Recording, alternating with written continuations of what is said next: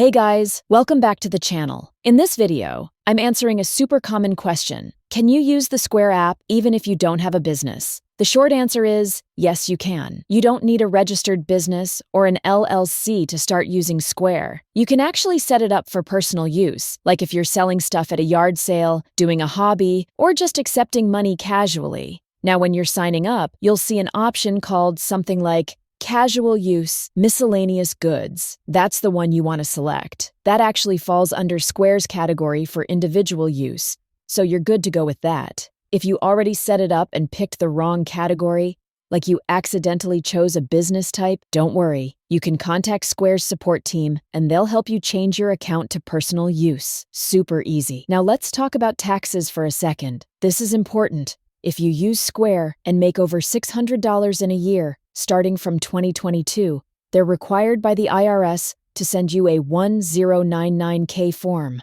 That means you may have to report that income, even if it's just personal. So yeah, if you're just selling some random stuff once in a while, you probably won't hit that $600 threshold.